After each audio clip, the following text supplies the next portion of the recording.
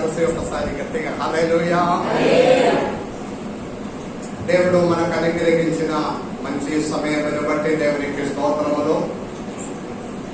మరి ఒక ఆదివారం కూడా పరిశుద్ధ దేవుని సన్నిధానంలో చేరి ఆత్మలో ఆరాధించుటకు, స్తుతించి మహిమపరచడానికి దేవుడిచ్చిన ఈ మంచి సమయం బట్టి దేవునికి స్తోత్రము. ఈ వారంలో నేను రెండు చావు విషయంలో, మరణంలో దర్శించిన, అంటే దగ్గరే చూసిన. ఒకటి కమాన్పూర్ మన వినయ్ కుమార్ సార్ పక్కన జస్ట్ దగ్గర ఉన్న ఇల్లు పొరుగువారు. ఒక స్త్రీ సాయంత్రం 5:30 గంటలకు మేము అక్కడ ఉన్నాము. వారితో మాట్లాడుకొని ఉన్న సమయంలో సార్కు వెంటనే ఫోన్ వచ్చింది. మన పక్కన ఉన్న అమ్మ యాక్సిడెంట్లో చనిపోయింది, ఆన్ ద స్పాట్ చనిపోయింది. వారి స్కూల్ దగ్గర ఉన్న వారు. తర్వాత ఒకటి వింటున్నది ఏంటంటే, పోయిన సంవత్సరంలో వారి పెద్దమ్మ అదే ఇంటిలో ఉన్న ముసలమ్మ చనిపోయిన.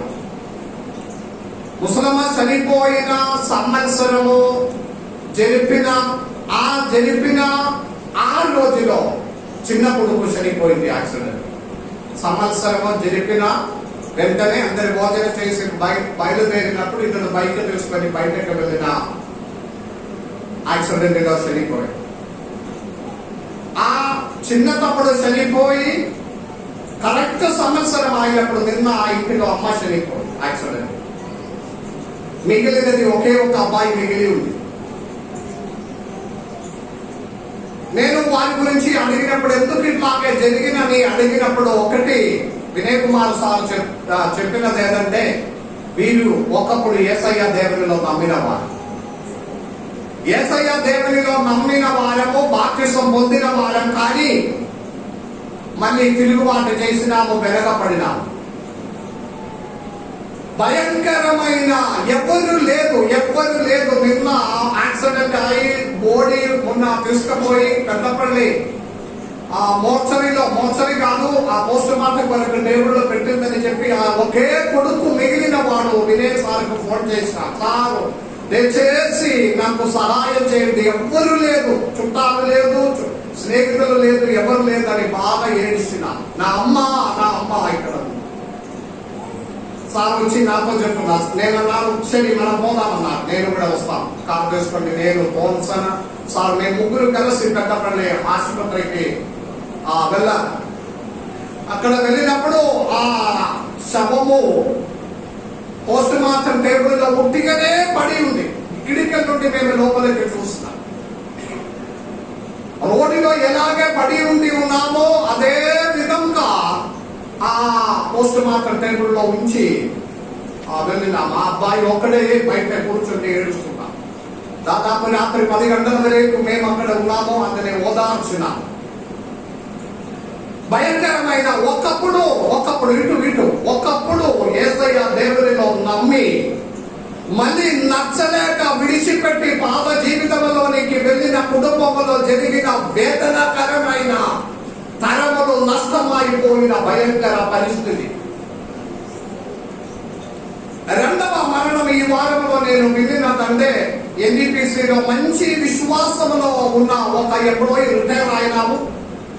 ఆ ఎంప్లాయీ పెద్ద కుమార్తె హన్న, మంచి విశ్వాసం. ఇంతకు ముందు చాలా సార్లు నేను అన్నాము, ఎన్డీపీసీలో యవనస్తుల కూడికలు, యూత్ రిట్రీట్ ఘనంగా జరిపిన సంవత్సరం నేను అక్కడ కాపరిగా ఉన్నప్పుడు 483 యవనస్తులు పాల్గొందిన యవనస్తుల మీటింగ్ 3 రోజులు పెట్టినప్పుడు ఈ కన్నా యూత్ సెక్రటరీ, చిన్న వయసు 22 వయసు, మంచి విశ్వాసములో, మంచి ఘనంగా విశ్వాసములో ఉన్న ఒక కుటుంబము అన్న.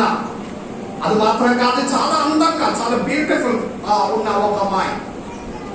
విశ్వాసములో మంచి పోరాటము, విశ్వాసములో మంచి జీవితము. ఎన్టీపీసీ టౌన్షిప్ చర్చిలైనా చుట్టుపక్కల యవనస్తుల గురించి సాక్ష్యం చెప్పాలంటే వెంటనే హన్నా గురించి చెప్తుంది. హన్నా జీవితం అని ఒక మాదిరి.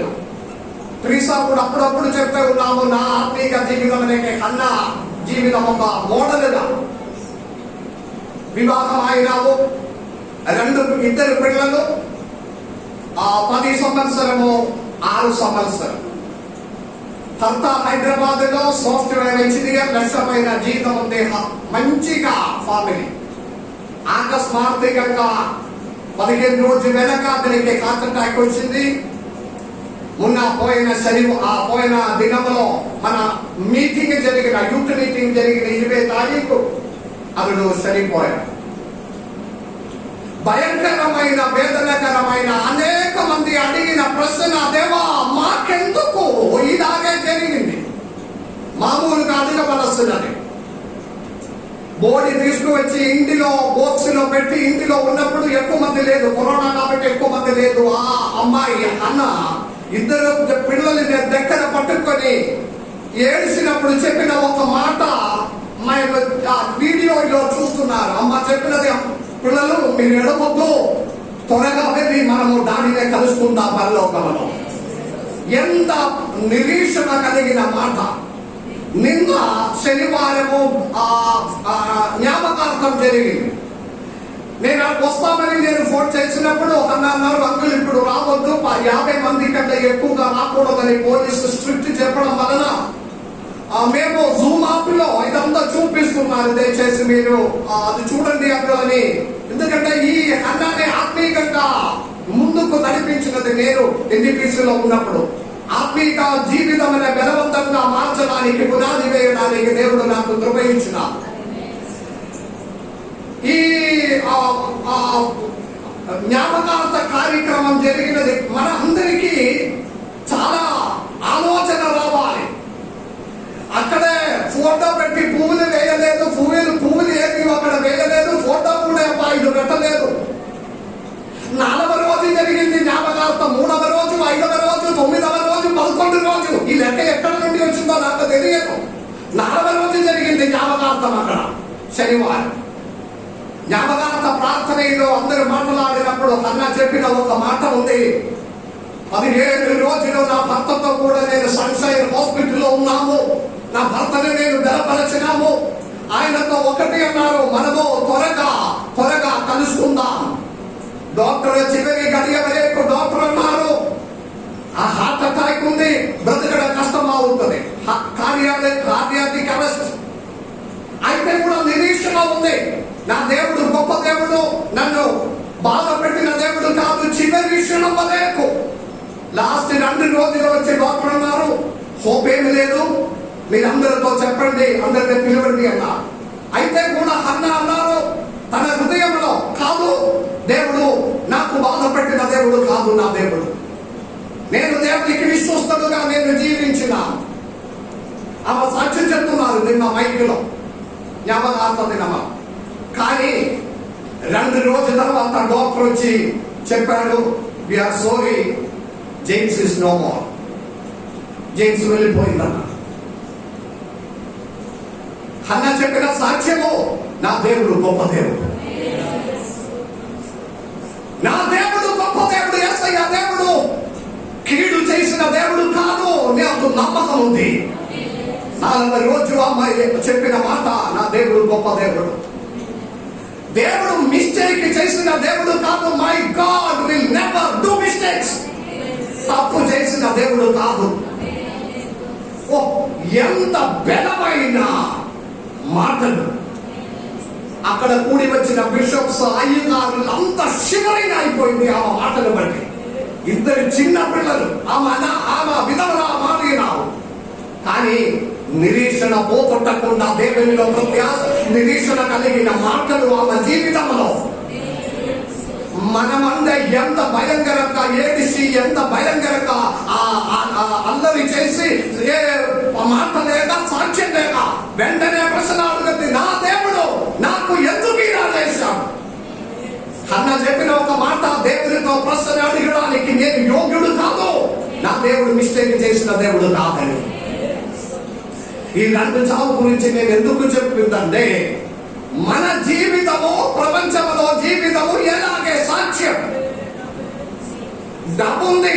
ఆమె మళ్ళీ నాకు ఫోన్ చేసినప్పుడు అన్నారు, జేమ్స్ నాకు అవసరమైనదంతా తెచ్చి పెట్టినావు. అన్న ఏడిసి చెప్పిన ఒక మాట, అంకుల్ 4 తరములకి అవసరమైన ₹1,00,00,000 ఆయన సంపాదించినారు. ఇప్పుడు తెలంగాణలో ఏమేమి పాలసీ ఉన్నావో ఆ పాలసీ అంతా ఈయన తీసుకున్నాడని.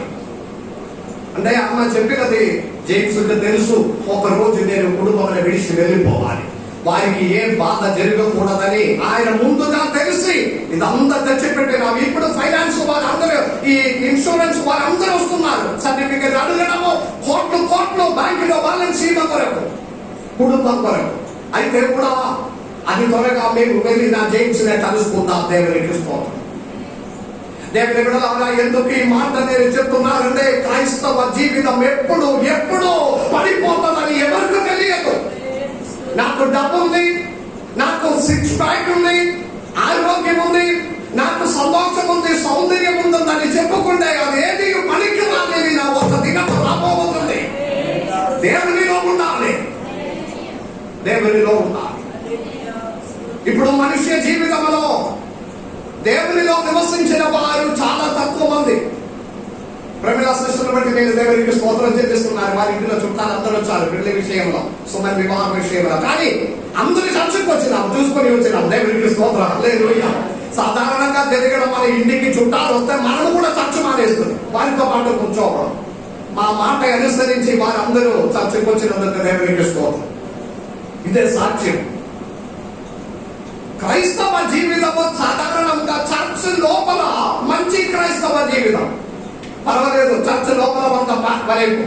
బయటకు వెళ్తే స్వభావం మారిపోతుంది, మాట మారుతుంది, జీవితం మారుతుంది, అన్నిటికీ మార్పు. లోపల ఉన్న వాటికి బయట ఉన్న జీవితానికి ఏ సంబంధం లేక మనుషుడు జీవించిన ఒక కాలం. ఆమేన్. కాబట్టి దేవుని బిడ్డలారా, సరి అయిన ఒక జీవితం జీవించాలంటే మనం ఏమి చేయాలి? దేవుని ఎరగాలి. ఒక హల్లెలూయా చెప్పండి. దేవుడు ఎవరు అని ఎరిగితేనే ఆ దేవుని వెంబడించడం సాధ్యం అవుతుంది. దేవుడు ఎవరని మనకు కరెక్ట్ తెలియదు. హన్నా సాక్ష్యంలో దేవుడు ఎవరని రుచి చూచి ఎరిగిన అమ్మాయి కాబట్టి తన భర్త చనిపోయినది అక్కడ ఫోటో పెట్టాలి, దానికి మీద పూలమాల వేయాలి, దానికి మీద పసుపు వేయాలి. ఇదేది అన్యజనుల సంప్రదాయం అని వెంబడించడానికి. వారు కూడా క్రైస్తవుడే కదా, వారి దేనికి మోటలు ఇవ్వలేదు. పూలమాల వేయడం ఏంటంటే నిరీక్షణ నష్టమావునప్పుడు. అన్నా చెప్తున్నారు, నా భర్త ఇప్పుడు కూడా బ్రతికి ఉన్నాము, ఎక్కడ కాదు కానీ దేవుని సన్నిధానంలో బ్రతికి ఉన్నవాడు ఫోటో నేను ఎందుకు పెట్టి పూలమాల వేయాలి? నిరీక్షణ లోపల ఉండాలి. నిరీక్షణ లేని వారు, చనిపోయిన వారు ఫోటో పెట్టి దానికి పూలమాల వేసి దానిలో ఇంకా క్యాండిల్స్ ముట్టించి, ఎందుకంటే నిరీక్షణ పోయింది, ఆయన చనిపోయినాము, నష్టం అయిపోయింది, ఇంకా మళ్ళీ రాదు. నిరీక్షణ ఉన్న వారికి తెలుసు, నా ప్రియుడు ఇప్పుడు కూడా దేవుని సన్నిధిలో సజీవుడుగా ఉన్నాము, మరి ఒక రోజు నేను వెళ్ళి కలుసుకుందా. ఆమేన్. 4వ రోజు జ్ఞాపకార్థం ఎవరు పెడుతుంది? 4వ రోజు హృదయ విశ్వాసములో నిండి ఉన్నాం. దేవుడు ఎవరని మనము తెలుసుకుంటే దేవుని మనకు నిలబడుతుంది. దేవుడు ఎవరని మనకు తెలియదు. వాక్యం వినలేదు కదా, వాక్యము మొదలు పెట్టినప్పుడే మనకు నిద్ర వస్తుంది, బోరింగ్ వచ్చేస్తుంది. మాస్టర్ గారు ఇలాగే అయితే ఎంతసేపు మాట్లాడుతుంది. ఇప్పుడే ఇంట్రొడక్షన్, నా ఇంటిలో రోజు నాతో చెప్పడము, వాదించడం. దాని మీరు ఇంట్రొడక్షనే బాగా చెప్పిపోతున్నారు, వాక్యంలో వచ్చినప్పుడు త్వరగా ముగిస్తుంది. సరే ప్రయత్నం చేస్తున్నాం. హల్లెలూయా. వాక్యము తెలుసుకోవాలి. వాక్యం ఎదుట చెవియొక్కాలి. వాక్యం దేవుడు కనుక ఆ వాక్యం హృదయంలో పడాలి. అప్పుడు దేవుడు ఎలాంటి దేవుడు అని తెలుసుకోవడానికి సాధ్యంగా ఉంటుంది. హల్లెలూయా చెప్పండి. హల్లెలూయా. అందరూ స్వరమెత్తి హల్లెలూయా. దేవుడు ఎలాంటి దేవుడు? 121వ కీర్తనములో 4వ వచనములో మన దేవుడు నిద్రపోవును, కునుకును. 4వ వచనం చదవండి. ఆమేన్. ఇశ్రాయేలు కాపాడువాడు నిద్రపోయిన దేవుడు కాదు. ఆమేన్. 24 గంటల మన ఏడల ఆలోచన చేసి మీ విషయములు ఎదుట, మీ బాధలు ఎదుట, మీ అవసరములు ఎదుట ఆలోచన చేసిన ఒక దేవుడు నిద్రపోడు. నా వేదన దేవుడు చూడడం లేదా, నా బాధలు దేవుడు ఎరగడం లేదా, నా కన్నీళ్లు దేవుడు చూడడం లేదా అని ఎప్పుడైనా మీరు ఆలోచన చేస్తే అలాగా నిద్రపోయిన దేవుడు కాదు. మీ కొరకు 24 గంటల మెలుగుగా ఉన్న దేవుడు మన దేవుడని హృదయంలో తెలుసుకోవాలి. ఆమేన్. భయముతో కూడా మనము తిరుగుబాటు చేసి దేవుని వాక్యములకి లోబడకుండా జీవిస్తే పరలోకములో నుండి దీవెనలు మనకు రాదు. ఈ రోజు మమ్మీగా మంచిగా లీడింగ్ చేసింది. అబ్బా పోయిన 2-3 నెలల నుండి చెప్పి భయమంట మలికిపోతున్నారు. ఆరాధన నడిపించుము అని చెప్పినప్పుడు పోయిన ప్రాక్టీస్ జరిగినప్పుడు బలవంతంగా నేను అప్పగించినాను. మమ్మీకే లీడ్ చేయాలి, వేరే ఎవరు. అబ్బా ప్లీజ్ పాస్టర్ గారు, అంకుల్ ప్లీజ్ వచ్చే వారమైనా నాకు ఒక్క వారం కూడా అని చాలా ముందులాడు. నేను ఒప్పుకోలేదు. హల్లెలూయా. ఎందుకంటే దేవుడు ఇచ్చిన తలాంతులు నాకు దేవుడు తెలియజేసినాడు, ఘనంగా నడిపించినావు. కన్నీటి ప్రార్థనతో ఆరాధన, ప్రార్థన, గాయక బృందం నడిపించడానికి ఉన్న తలాంతులు ఇచ్చిన అనేక మంది ఉన్న వెనకబడడం మాత్రమే ఉంది. ముందుకు రా, దేవుడు నేను వాడుకోవాలని ఇష్టపడుతున్నా.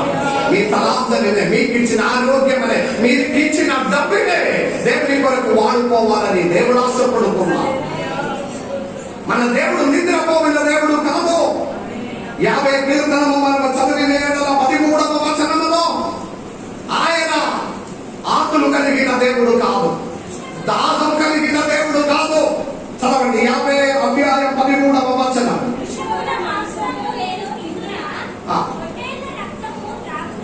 ఆమె మరి ఒకసారి కూడా చదవండి.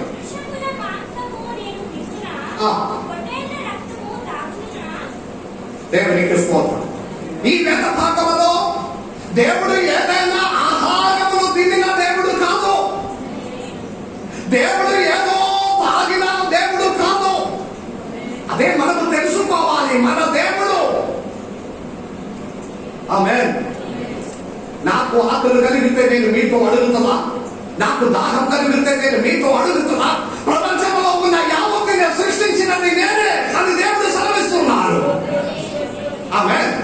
కావాలంటే విస్తారమైన జలం నది తైలమైన దేవునికి ఇవ్వచ్చు కావాలంటే. ఆమేన్. మన కొబ్బరికాయలు, మన నిమ్మకాయలు, మన గుమ్మడికాయలు, మన ఇంకా ఆకులు, ఇదేమి మనకు దేవునికి అక్కర్లేదు. దేవునికి అవసరమైనది మీ హృదయం, మీ జీవితం, మీ సమర్పణం. అది ఇవ్వడానికి మీరు సిద్ధంగా ఉన్నారా? నిద్రపోయిన దేవుడు కాదు, ఆకులు కలిగిన దేవుడు కాదు, దాహం కలిగిన దేవుడు కాదు మన దేవుడు. అలాగే అయితే మన దేవుడు ఎలాంటి దేవుడు? 3 కార్యాలు చెప్పి నేను త్వరగా ముగించుకుందాం. మన దేవుడు ఎలాంటి దేవుడు? మొట్టమొదటిగా కీర్తన గ్రంథం 2వ అధ్యాయం 12వ వచనం. కీర్తన గ్రంథం 12వ అధ్యాయం 12వ వచనం. మరి ఒక్కసారి కూడా 2వ అధ్యాయం. ఎన్ని కార్యములు? 3 కార్యములు, 3 అంశాలు మనసులో ఉండాలి. వాక్యం మొత్తం మీ మనసులోనికి రాలేకపోయినా ఈ 3 అంశాలు మీ మనసులో ఉండాలి. ఆమేన్. హల్లెలూయా. దేవుడు నిద్రపోయిన దేవుడు కాదు, ఆకులు కలిగిన దేవుడు కాదు, దాహం కలిగిన దేవుడు కాదు. కానీ మనము నమ్ముతున్న మన దేవుడు ఎలాంటి దేవుడు? కీర్తన గ్రంథం 2వ అధ్యాయం 12వ వచనంలో మొట్టమొదటి అంశము ఆయన కోపమున్న దేవుడు. హల్లెలూయా చెప్పండి. ఆమేన్. నిద్ర లేదు, ఆకలి లేదు, దాహం లేదు, కానీ కోపముతో కూడిన దేవుడు. ఆమేన్. సాధారణంగా తండ్రికి ఎప్పుడు కోపం వస్తుంది? పిల్లల విషయంలో. కుమారులు, పిల్లలు తప్పు చేసినప్పుడు తల్లిదండ్రులకు కోపం వస్తుంది. దేవుని బిడ్డలారా, పరిశుద్ధ బైబిల్ మనకు నేర్పించినది, దేవుని బిడ్డలైన మనము దేవునిలో నుండి దూరం ఆగినప్పుడు కోపము ఉన్న దేవుడు. మనం ఎప్పుడు విశ్వసించినది ఏంటంటే కరుణామయుడు, స్నేహమూర్తి, ఇంకా వాత్సల్యం గల దేవుడు, ఇంకా జాలి కలిగిన దేవుడు. ఎంత బాగుంది! ఏది చెప్పినా, ఏది చేసినా 99 గొర్రెలనే పక్కన పెట్టి తప్పు చేసి చేసి చేసి వెళ్ళిన నా వెంబడి వచ్చిన దేవుడు కాదు. దేవుని విడలారా, కాదు కాదు. మనసులో ఉంచుండి, మనము తప్పు చేసినప్పుడు 99 విడిచిపెట్టి మన వెంబడి తిరిగి వచ్చిన దేవుడు కాదు మన దేవుడు. ఆ మాట యూదా వంశస్థుల గురించి చెప్పినది. యూదా వంశస్థులో తప్పిపోయిన గొర్రెల దగ్గరికే కానీ మరి ఎవరి దగ్గరికి దేవుడు నన్ను పంపలేదు. యూదా వంశస్థులలో ఒకరు తప్పిపోయినా ఆ ఒక్కరి కొరకు తిరిగి వచ్చిన యేసయ్య దేవుడు. మన గురించి కాదు అది. 99 విడిచిపెట్టి తప్పిపోయిన ఒకటి కొరకు వెదకి వచ్చిన యేసయ్య కానే కాదు. మనము తప్పిపోతే పోవండి అని అనుకున్నారు దేవుడు. అంతే. అదే విధంగా పట్టుకోండి. నన్ను గణపరచిన వారినే నేను గణపరచదను, నన్ను ప్రేమించిన వారినే నేను ప్రేమించదను. నీవు దేవుని ప్రేమిస్తే 10 అందరూ దేవుడు నిన్ను ప్రేమిస్తాడు. నీవు దేవుని గణపరిస్తే ఇక 10 అడుగు దేవుడు నిన్ను గణపరుస్తాడు. అని దేవుని ప్రేమించకుండా, దేవుని గణపరచకుండా ఇష్టానుసారంగా జీవిస్తే పట్టుకొనిన ఒక దినం ఉంది. ఆమేన్. పట్టుకున్న దినం ఉంది. కాబట్టి కోపం కలిగిన దేవుడు, ఉగ్రుడైన దేవుడు. చాలా మంది ఈ విషయం సాధారణంగా మాట్లాడడం లేదు. ఎందుకంటే చాలా మందికి ఈ విషయం నచ్చదు. కాబట్టి స్నేహమయుడు, కరుణామయుడు, వాత్సల్యకర దేవుడు, ఓ మీరు మొరపెట్టినప్పుడల్లా మీ మొర ఆలకించిన దేవుడు, హల్లెలూయా, అలాగే చెప్పడము వినడం బాగుంది. కానీ అలాగే కాదు వాక్యం. ఎవడైనాను నన్ను వెంబడింప కోరిన ఎడల, అక్కడ వెంబడించ కోరిన ఎడల ఉపేక్షించుకోవాలి, నన్ను వెంబడించాలి. ఆమేన్. ఎవరైనా యేసయ్య దేవునిలో నుండి దీవెనలు పొందాలని ఆశపడితే ఫస్ట్ నెట్టు మనము పెట్టాలి. ఎన్ని కరోనా వచ్చినా, ఎన్ని వ్యాధులు వచ్చినా, ఎన్ని భయంకరమైన మరణ భయముతో కూడి ఉండే కూడా మనుషుడు మారనే మారను. నేను ఇంతే అని అనుకున్న వాళ్ళు చాలా మంది ఉన్నారు. కానీ మీరు అనుకున్న ప్రకారం కాదు జీవితం. ఎవరు పట్టించుకోకుండా కృంగిపోయి మడగి వేదన పడి మరణ భయముతో కూడిన దినంలో ఉంది.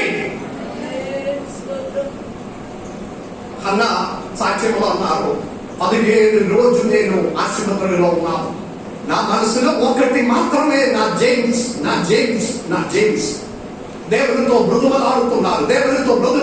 దేవా ఒక్కసారి కనికరించి కొద్ది సమస్యలు మాకు దయచి పిల్లల్ని కొద్ది పెంచాలి. అతని బలపరుస్తున్నాము.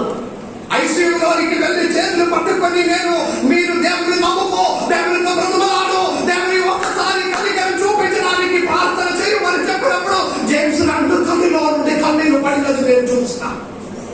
15 రోజు నాకు ధైర్యం ఉంది, నమ్మకం ఉంది, నా దేవుడు నా ప్రార్థన ఆలకిస్తుందని. కానీ అరెస్ట్ వచ్చింది, అటాక్ అయింది. జేమ్స్ నో మోర్ అని డాక్టర్ చెప్పినప్పుడు నేను నమ్మలేదు. అలా చేసిన దేవుడు కాదని తర్వాత తెలిసింది, అది రియల్ అని, యథార్థమని. అప్పుడు నేను దేవునికి స్తోత్రం చెల్లి, నా దేవుడు గొప్ప దేవుడు, కీడు చేసిన దేవుడు కాదు, నాకు మేలు చేసిన దేవుడే అని నేను దృఢపడినావు. ఎంత గొప్ప నిరీక్షణ, ఉగ్రత ఉన్న దేవుడు. 2వ రాజుల గ్రంథం 22వ అధ్యాయం 13వ వచనం. 2వ రాజుల గ్రంథం 22వ అధ్యాయం 13వ వచనం. త్వరగా చదవండి.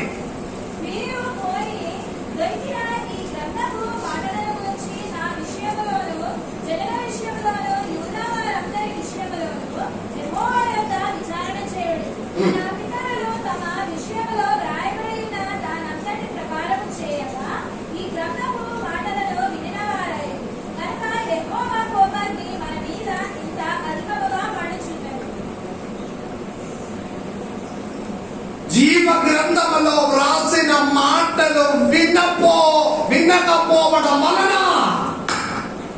దేవుని కోపం వారి మీదకి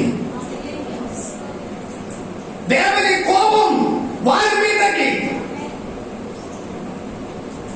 సాతాన్ చాలా చాలా పని చేసిన ఒక ఏరియా తెలుసా? ఇటు మెరుగుగా ఉండండి.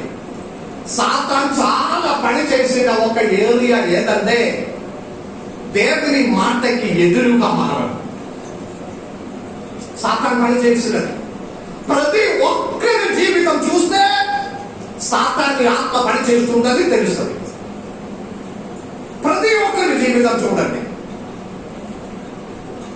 ఆదాముతో పండు తినకూడదన్నారు, సాతాన్ తినమన్నారు. మీరు తింటే చచ్చిపోతుందని దేవుడు అన్నారు, సాతాన్ ఏమన్నారు? మీరు చావనే. 6 రోజు పని చేసి 7వ రోజు మందిరంలోనికి రండి అని చెప్పినప్పుడు సేటు ద్వారా ఎవరే ద్వారా మనం వెనక్కి పోవడానికి ప్రేరేపణ చేసి ప్రతి విషయం చూడండి. కాబట్టి పోయిన వారు నేను చెప్పినది, మనకు స్వయం తృప్తి పొందడానికి మనమే ఒక సువార్త తయారు చేసి ఉంది. ఏం కాదు, నా దేవుడితో ప్రార్థన చేసి నేను బయలుదేరుతున్నాను, నా హృదయంలో దేవుడు ఉన్నాడు, దేవుడు నన్ను తెలిసిన దేవుడు, ఏం కాదు దేవా చూసుకో అని చెప్పి పోతున్నాడు. ఇది మన సమాధానం కొరకు చెప్పడం తప్ప దేవుడు అట్లాంటి ఒప్పుకున్న దేవుడు కాదు. నీవు అన్ని విడిచిపెట్టి మందిరంలో రా అని దేవుడు చెప్పినప్పుడు దేవునికి ఒక అప్లికేషన్ పెట్టి పోతున్నా. దేవుడు ఒప్పుకోవడం లేదు. మనకు అనుకూలంగా మనము దేవుని తీసుకొస్తున్నాం. ఆమె స్వరగతి ఆరాధించండి, చప్పట్లు కొట్టి ఆరాధించండి. కాదు చప్పట్లు కొట్టకూడదు, హల్లెలూయా చెప్పండి, హల్లెలూయా చెప్పకూడదు, నిశ్శబ్దంగా. ఎన్నో విధంగా మనకు దేవుని ఆత్మకి విరోధంగా మమ్మల్ని పట్టుకుని ఉన్నాడు సాతాను. ప్రతి మాటకి ఎదురుగా మారడం. దశమ భాగం పెట్టండి, నో పెట్టకూడదు. ప్రతి వాటికి సాతాను మనకు ఎదురుగా మారడం. తెలిసి తెలియక సాతాని చేతికి మనము పడిపోతే ఉన్నాం. సాతాన్ చేతిలో మనము ఆయుధంగా మారుతున్నాం. కుటుంబంలో ప్రార్థన చేయండి. ఎన్ని కుటుంబంలో ప్రార్థన ఉంది? కుటుంబం అంతా కలిసి ఉన్న ప్రార్థన ఎన్ని కుటుంబాలు ఉన్నాయి? ఉదయం ప్రార్థన లేదు, సాయంత్రం ప్రార్థన లేదు, ఇంటిలో అందరూ వినబడినట్టుగా బైబిల్ చదవడం లేదు, స్తోత్రం పాటలు పాడడం లేదు, చప్పట్లు కొట్టడం లేదు, ఏమీ లేదు. కానీ టీవీ ఉంది, సీరియల్ ఉంది, చికెన్ ఉంది, మటన్ ఉంది, బిర్యానీ ఉంది, లేకపోతే హైకింగ్ హోటల్ ఉంది, అక్కడ ఉంది పార్సల్ ఉంది, సోమార్తా ఉంది, ఫోన్ చేస్తే ఇంటికి వచ్చేస్తుంది. హాయిగా ముందుకు తప్ప దేవునికి ప్రాముఖ్యం జీవితంలో లేనే లేదు. ఎక్కడ ఉంది చోటు? ఇంటిలో. సాతాన్ వాడుకొని ఒక గూడుగా మారుతుంది మన భవనం అంతయు. కోపము ముఖాముఖం మాట్లాడితే కోపం రేపుతుంది. ఒకరు తిట్టడము, పట్టడము, ఏదో ఒకటి విధంగా లైఫ్ సాతానికి గూడుగా మార్చున్నాము. దేవుని ఉగ్రత, దేవుని ఒక కోపం, ఆయన కోపపడిన దేవుడు. మన ప్రతి ప్రవర్తనను బట్టి యోహాను సువార్త 3వ అధ్యాయం 36వ వచనం. యోహాను సువార్త 3వ అధ్యాయం 36వ వచనం.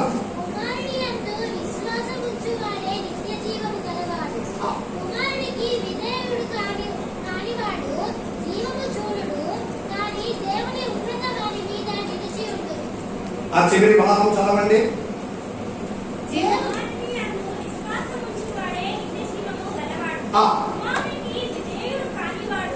కుమారునికి విధేయత లేని వారు జీవము, నిత్య జీవం అసలు చూడరు. కానీ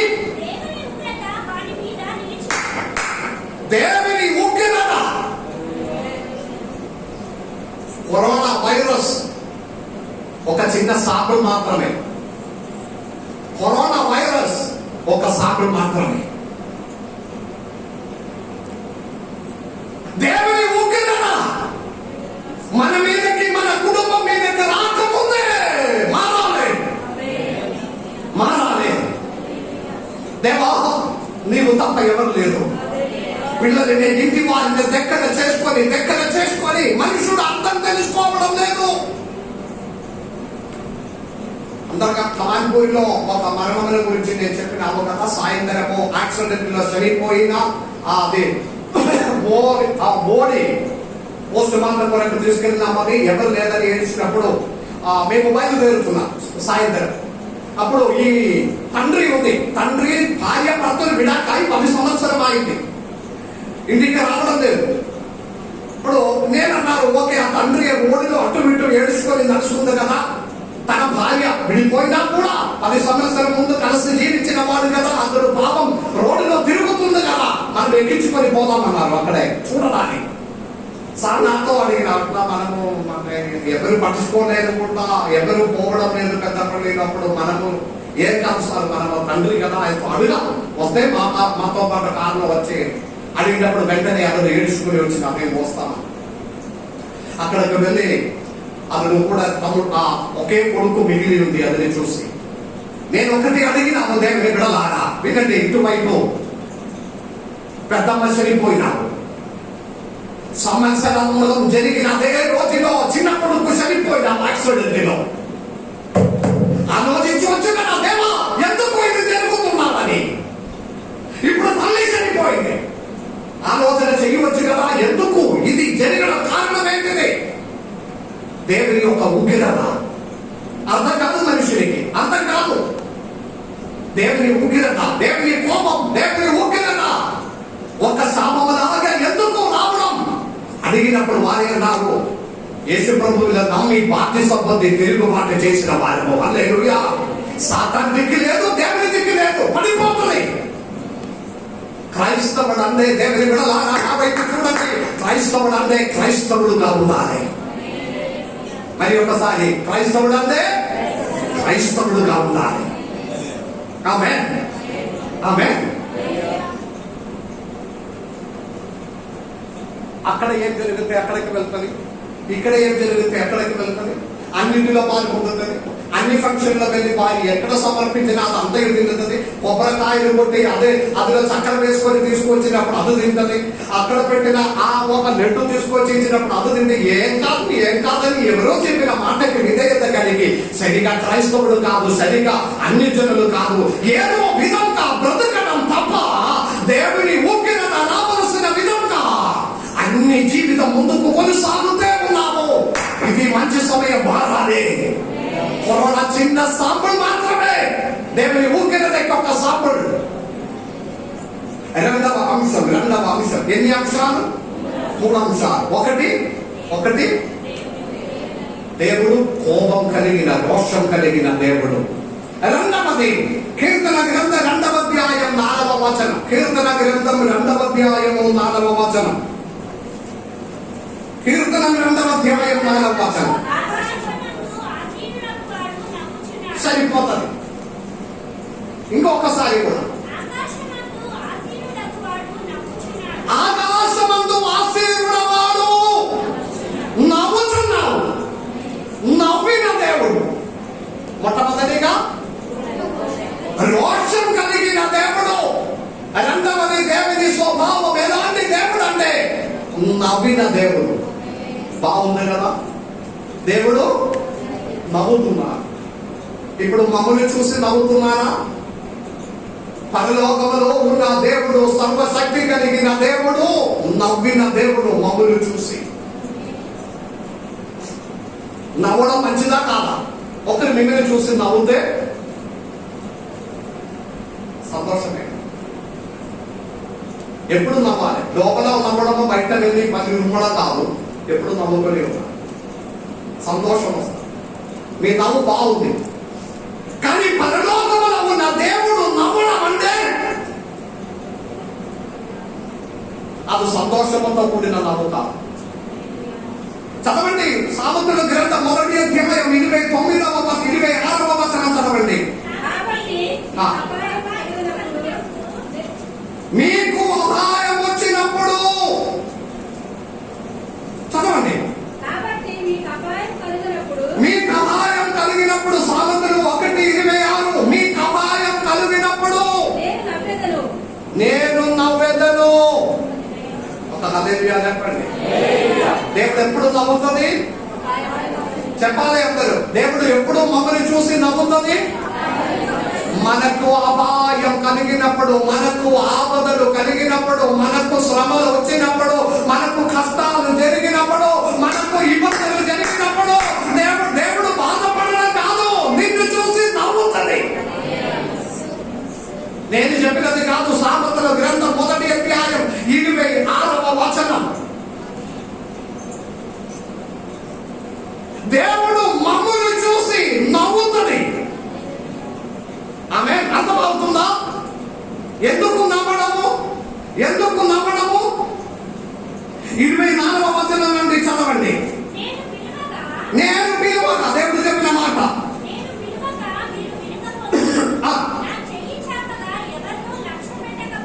ఆమె కారణం ఏంటండి?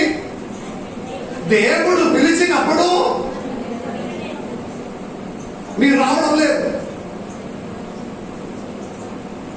పాస్టర్ ఎన్నిసార్లు మీ ఇంటికి వచ్చి రండి రండి రండి రండి రండి, ఇలాగే మీరు ఉండడం మంచిది కాదు, మీరు ఆదివారం రావాలి, ప్రార్థనకి రావాలి, ప్రయోగకి రావాలి అని పిలిస్తే పాస్టర్ గారి మాటకి ఏ విలువ లేదు. మీరు అన్నానే వెళ్ళిపోతుంది. కొందరు ముందుదలతో కూడా వెళ్ళిపోతుంది. కానీ మీ ఇంటిలో ఒక అవసరంలో పాస్టర్ గారు రండి అని పిలిస్తే వెంటనే పాస్టర్ గారు వెళ్ళాలి. గంటలు లేట్ అయితే మీ ముఖం మారిపోతుంది. నా పాస్టర్ గారిని పిలిచిన తొందర రమ్మని చెప్పిన మాటలు రాలేదు. ఈ సంఘం ఎందుకు, ఈ ప్రార్థన ఎందుకు, ఈ పాస్టర్ ఎందుకు? వెళ్ళిపోతుంది. వేరే సంఘాలు లేదా? ఒక్కరు నేను ఆలోచించాలి. నేను పిలిచినప్పుడు మీరు వస్తున్నారా? మరి మీరు పిలిచినప్పుడు నేను ఎందుకు రావాలి? నేను ఒక్కటి నిర్ణయించినాము, చర్చకి అస్సలు రాలేని వారికి ఏ విషయం కలిగితే నేను రాను. మీరు ఏదైనా చేసుకోండి. ఎందుకంటే నేను పిలిచినప్పుడు మీరు రావడం లేదు కదా. ఒక ఆదివారం 10 రూపాయల కాணிకలు మీ ద్వారా రావడం లేదు. మీ కుటుంబంలో నుండి ఒక దశమ భాగ సంఘ అభివృద్ధి కొరకు మీరు పెట్టడం లేదు. కానీ మీకు ఆపదలు జరిగినప్పుడు మస్తగా తప్పకుండా ఉందా? లేకపోతే 10 మందితో చెప్తుంది. డైరెక్ట్ గా చెప్పు, ఏం పిలిచినా రాలేదు. మీరు అనుకున్న కాదు, మీకు తెలియదు, మీకు తెలియదు, నాకే తెలుసు విషయాలు. ఎన్నో మాటలు పోతుంది. దేవుడు అయితే దేవుడితో కూడా చెప్పాలి. దేవుడు పిలిచినప్పుడు మీరు అసలు పట్టించుకోవడం లేదు. ఎన్నిసార్లు దేవుడు పిలిచాము, ఆపదలు ఇచ్చినాము, కష్టాలు ఇచ్చినాము, రోగాలు ఇచ్చినాము, శ్రమలు ఇచ్చినాము, కుటుంబంలో సమస్యలు ఇచ్చినాము. దేవుని పిలుపు మీ మీద మీరు పట్టించుకున్నారా? వచ్చారా చర్చికి? దశమ భాగం పెట్టినావా? కాలికలు వేసినావా? పసకాలికి తోడుగా ఉన్నారా? లేదు. తిరుగుబాటు, మొండితనం, తిరుగుబాటు, మొండితనం, మొండితనం. ఎంతకాలం అలాగే వారికి ఆపదలు జరిగినప్పుడు దేవుడు నవ్వుతుందని. మీ ఇంటిలో, మీ జీవితంలో, మీ కుటుంబంలో ఆపదలు జరిగినప్పుడు దేవుడు నవ్వుతుంది. దేవుడితో అడగకూడదు, నేను ఎందుకు దేవుడు ఆలకించడం లేదు, ఎందుకు దేవుడు వినడం లేదు, ఎందుకు జవాబు ఇవ్వడం లేదని అడగకూడదు. కారణము సంవత్సరముకు వెనక దేవుడు పిలిచినప్పుడు మీరు అసలు పట్టించుకోలేదు.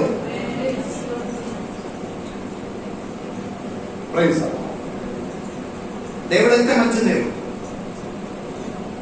ఆ వాక్యం చదవండి, 24వ వచనం చదవండి. నేను పిలువగా మీరు వినకపోతిరి, నా చెయ్యి చాపగా నేను చెయ్యి చాపగా ఎవరూ లక్ష్య పెట్టకపోతిరి. 25 నేను చెప్పిన బోధ ఏమియో మీరు వినకపోతిరి, వినక త్రోసివేసిరి. ఆమేన్. నేను ఎన్నో ఆలోచన చెప్పిన ఆ ఆలోచనలందయూ త్రోసివేసిరి. ఊటి పాసగారికి వేరే పని లేదు. ఉపవాసము కరండి, ఉపవాసము కరండి, ఉపవాసము కరండి చెప్పి అలసిపోవడం తప్ప అసలు పట్టించుకోవడం లేదు. చెప్పినదంతా నా మేలు కొరకు, నా కుటుంబం మేలు కొరకు, నా కుటుంబం రెండు దీవెనలు కలగడానికి పాసకారి ద్వారా దేవుడు నా ఆలోచన చెప్తున్నానని రాదు. ఎదురుగా మారడం, ఎదురుగా మారడం. కాబట్టి దేవుడు నవ్వుతుందని. కాబట్టి 27వ వచనం చదవండి. భయము మీ మీదకి తుఫాను వలె వచ్చినప్పుడు చుడిగాలి వచ్చినట్లుగా మీకు అపాయం కలిగినప్పుడు, కష్టము దుఃఖము మీకు దగ్గర వచ్చినప్పుడు నేను ఎంత భయంకరంగా ఉంది ఆ మాట. నేను అపహాస్యం చేస్తున్నాను. కారణం ఏంటిది? దేవుడు పిలిచినప్పుడు మనము పట్టించుకోలేదు. దేవుని బిడ్డలారా, 6 రోజులు సరిపోతుంది మీ పని. పోయిన శుక్రవారం గట్టిగా చెప్పిన ఇంటి వారి చెప్పాలి, లేడీస్తో చెప్తే ఏ లాభం? జెంట్స్ చాలా మంది రావడం లేదు. నేనన్నాను గట్టిగా, ఒక్క మాట గట్టిగా ఇంట్లో చెప్పు, ఆదివారం కూడా పని చేసి తీసుకొచ్చిన డబ్బు నాకు అవసరం లేదు, మా కరువులు అని చెప్పాలి. నా కరువులు మీరు ఏది చేసినా నాకు అది అవసరం లేదు. మీరు మందిరంలో వస్తే మీరు సంపాదించిన 10,000 కంటే గొప్పదని చెప్పాలి. ఎందుకంటే వాక్యం చదివిస్తున్నారు. వాక్యం చదివిస్తున్నారు. దేవుడు అపహాస్యం చేయకుండా మన మీద, మన కుటుంబం మీద దేవుని మాటకి లోబడు. ఒక హల్లెలూయా చెప్తావా? దేవుని మాటకి లోబడు. ప్రతి ఆదివారం మందిరంలో ఉండాలి, మందిరంలో ఉండాలి, మందిరంలో ఉండాలి. నేను ఒకటి అడుగుతా, పోయిన వారం కూడా అన్నారు, ఈ ఆదివారం మీరు పనికి వెళ్ళినప్పుడు కొంచెం కూడా మీకు సిగ్గుపడడం లేదా? ఒక క్రైస్తవుడుగా ఆదివారం మీరు పని దగ్గర తిరిగినప్పుడు, ఇది పరిశుద్ధ దినము, విశ్రాంతి దినం, నేను ఆరాధించవలసిన దినం, నా సొంత పని కొరకు తిరుగుతున్నాడు అన్నప్పుడు కొంచెం కూడా లోపల ఏది అనిపించదా? శుక్రవారం ఉపవాస దినంలో మనము మసీదు ట్రైనింగ్ వెళ్ళండి. ఆ మసీదు ట్రైనింగ్ లో వారు నమాజు కలిగి ముగించి బయటకు వచ్చిన 100 మంది ఎవరు అంటే పురుషులు, వారు ఏ పని లేక ఖాళీగా కూర్చున్నవారా కాదు. వారి ఇల్లు, వారి షోపు, వారి బిజినెస్ అంతా పక్కన పెట్టి వారి నమాజుకు వెళ్తారు. మీ ఫ్రెండ్స్ చూడండి. కానీ మనమైతే ఏ విలువ దేవునికి ఇవ్వకుండా, ఏ ప్రాముఖ్యం ఇవ్వకుండా, డబ్బు పని సెట్టు పెడుతున్నారు దేవుని కంటే. ఒక్క మాట చెప్పాలి, ఆదివారం నేను రాను, మీ పని పోతుంది, పోవండి, దేవుడు నన్ను పోషిస్తుందని ధైర్యం ఉన్నా. దేవుడు మమ్మను అపహాస్యం చేయకుండా, హల్లెలూయా, దేవుడు మమ్మను అపహాస్యం చేయకుండా ఆయన మాటకి లోబడాలి. దేవుడు నవ్వుతాడని. కారణం ఏంటంటే దేవుడు పిలిచినప్పుడు విధేయత కలిగి ఉండాలి. కుటుంబంలో ప్రార్థన మొదలుపెట్టు 11 సంవత్సరాల నుండి పాస్టర్ గారు చెప్తున్నారు, మీ కుటుంబ ప్రార్థన ఉండాలి. ఇది నాకేదో లాభం రావడానికి కాదు, మీరు దీవించబడాలి. కుటుంబ ప్రార్థన మొదలుపెట్టిన కుటుంబం చూడండి, వారిని స్టెప్ బై స్టెప్ దేవుడు ఆశీర్వదిస్తున్నారు. మెట్టుగా దేవుడు మన మీద అపహాస్యం చేయడానికి చోటు ఇవ్వకుండా దేవునిలో ఉండాలి, దేవునిలో గట్టిగా ఉండాలి. దేవునికి స్తోత్రం. సామెతల గ్రంథంలో మనం చదివిన వేద భాగంలో దేవుడు మన ప్రార్థన వినకుండా అతడు దూరం అవును. ఆమె 2 అంశాలు చెప్పిన, ఒకటి దేవుడు ఉగ్రత కలిగిన దేవుడు, రెండవది నవ్విన దేవుడు, అపహాస్యం చేసిన దేవుడు. ఎప్పుడు అపహాస్యం చేస్తుంది? మనము దేవుని మాట వినకుండా తిరుగుబాటు చేసిన. మూడవది జెరెమియా గ్రంథం 13వ అధ్యాయం 15వ వచనం. జెరెమియా గ్రంథం 13వ అధ్యాయం 15వ వచనం. 13-17.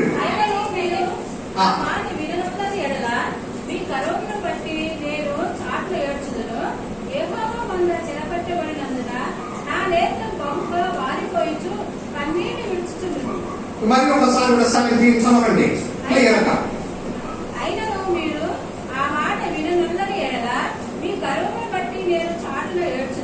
మూడవది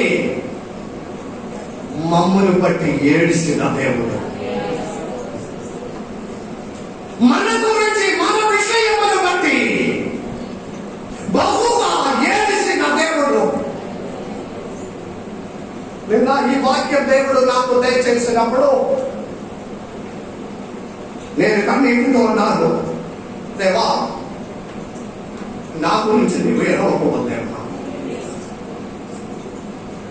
ఆ వాక్యం నా హృదయం నేను తాగిన. నీ గురించి దేవుడు ఏడిసిన ఒక స్టేజ్ ఉండకూడదు. ఆయన నిద్రపోవును, నిద్రపోవును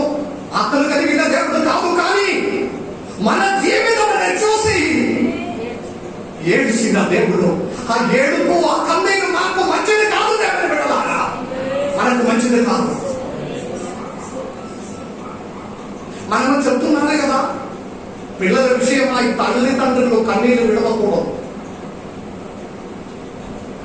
మీ మాట వినకుండా మీ మాటకి అవిధేయత కలిగి వెళ్ళినప్పుడు మీ విషయంలో తల్లిదండ్రులు కన్నీరు విడవకూడదని నా పిల్లలు చెప్పినది నా హృదయంలో ఉంది. వారి కన్నీరు మీకు శుభం కాదు. హల్లెలూయా. మీ తల్లిదండ్రులు మీ విషయంలో ఎడవకూడదు. ఒక్క చుక్క కన్నీరు వేదన పడి మీ నిమిత్తం కింద పడితే అది మీకు శుభం కాదు. దేవుని బిడ్డలారా, శుభం కాదు. ఇక్కడ మాట్లాడినది మీ గర్వమును బట్టి, మీ తిరుగుబాటును బట్టి దేవుడు రహస్యములో ఏడుస్తున్నాడు. పెద్దవాడు పబ్లిక్ గా ఎదిగిన వారు కాదు. జెంటిల్ మ్యాన్ పెద్దవాడు. ఒకవేళ పురుషులు పబ్లిక్ గా ఎడవరు. స్త్రీలు ఒకవేళ ప్రార్థనలో కన్నీరు విడిచి ఏడిసి వారు మొరపెడుతుంది. కానీ జెంటిల్ మ్యాన్ పెద్దవారు పురుషులు ఏడిసిన ఏడుపు బయట కనపడదు, కానీ కనపడిన దేవుడు ఉన్నాడు. హల్లెలూయా. దేవుడు రహస్యములో మన విషయమా ఏడుస్తున్నాడు. ఈ ఉదయకాలంలో ఒక్క మాట చెప్తావా? దేవా, నా నిమిత్తం నీవు ఎడవకూడదు. దేవా, నా నిమిత్తం నీవు ఎడవకూడదు. నా తిరుగుబాటును క్షమించండి, నా మొండితనాన్ని క్షమించండి. ఇక మీదట ఇదిగో నేను వస్తున్నాను మీకు విధేయత కలిగిన వ్యక్తిగా. హల్లెలూయా. కుడి చేయలేపుతావో ఒక హల్లెలూయా చెప్తావా? అవును ప్రభువా, నా నిమిత్తం నీ ఎడవకూడదు.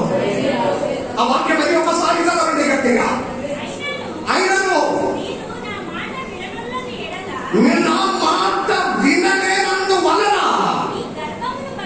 మీ గర్వమును బట్టి నేను చాటుగా అంటే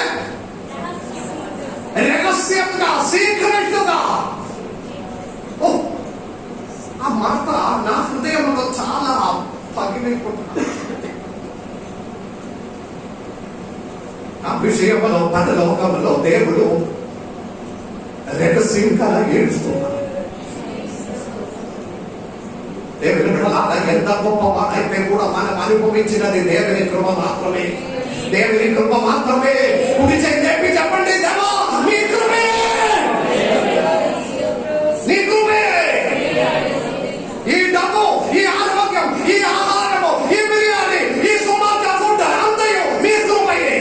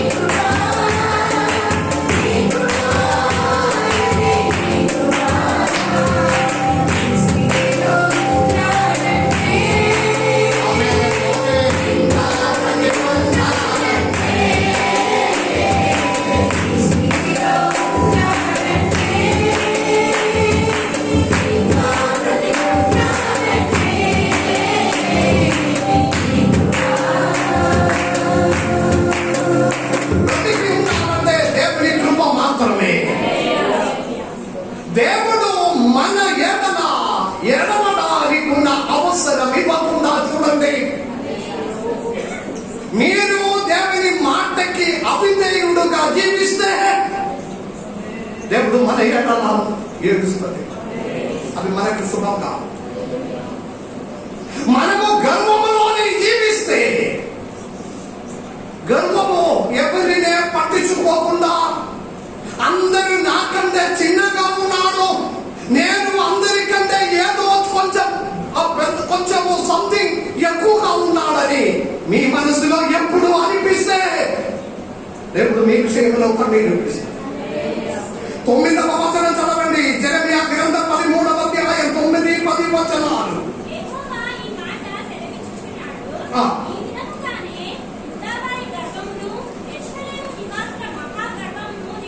యెహూదా ఒక గర్వమును, యెరూషలేము నివాసులు మహాగర్వమనే. ఆమేన్. అది 10వ వచనం.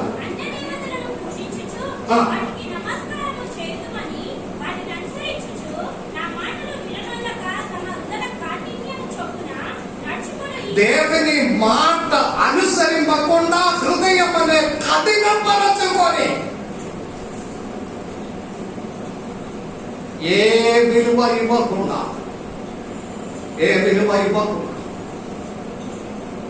హృదయం అనే కఠినపరచుకొని గర్వముతో నడిచిన వారి విషయంలో కన్నీరు విడిచి ఏడిచిన ఒక దేవుడు ఉన్నాడు.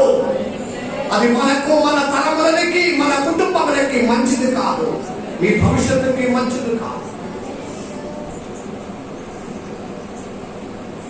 ఒకవైపు మనం యేసయ్య దేవుని ఆ జీవితం అనే మనం చూస్తే, మరి ఒక విషయం ఉంది. నాసరు సమాధి దగ్గరికి వచ్చి వారు వేదన పడినప్పుడు కన్నీరు విడిచిన యేసయ్య దేవుడు. ఆ విషయం కాదది.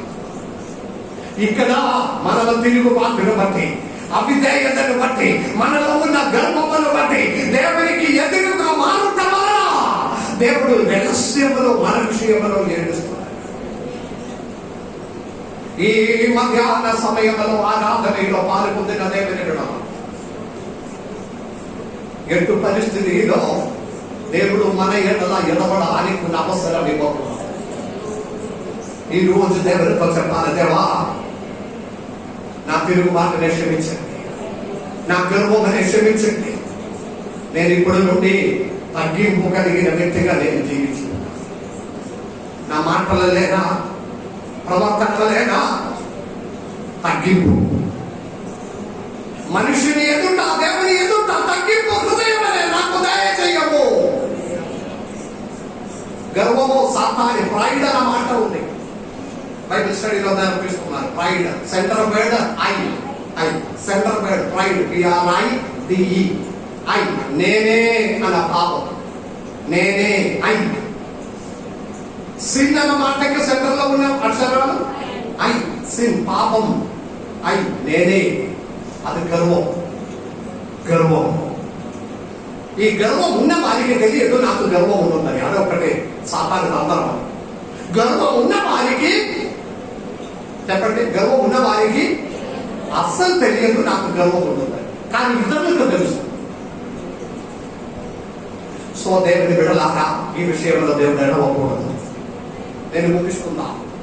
రహస్యంలో మనం ఏడవడానికి ఉన్న చోటు మనం ఇవ్వకుండా దేవుని బిడ్డలుగా జీవించాలి. 3 అంశాలు నేర్పించిన. 1, కోపిష్ఠుడైన దేవుడు. దేవుని నుండి దూరం అయిపోయిన వారు, దేవునికి విరోధంగా ఉన్న వారికి ఎదుట ఆయన కోపపడిన దేవుడు. 2వది నవ్విన దేవుడు. ఎవరి ఎడలా నవ్విన దేవుడు? పిలిచినప్పుడు దేవుని మాటకి విధేయత లేక తిరుగుబాటు చేసి వెనక పోగిన వారికి ఆపదలు జరిగిన, అపాయములు జరిగినప్పుడు దేవుడు అపహసించి మన ఎడలా నవ్వుతున్నది. 3వది మన జీవితమునే చూసి, గర్వమునే చూసి రహస్యంగా కన్నీళ్లు విడిచిన దేవుడు. ప్రతి సమయంలో మీ మనస్సులో పుచ్చుకుని ఉండాలి ఈ మాట. దేవా, నా ఎడల నీవు ఎడవకుండా, నా ఎడల నీవు ఎడవకుండా నన్ను ముందుకున్నాను. దేవునికి సమర్పించు. ఈ వాక్యం ద్వారా దేవుడు మన అందరినీ దీవించి ఆశీర్వదించును గాక. ఆమేన్.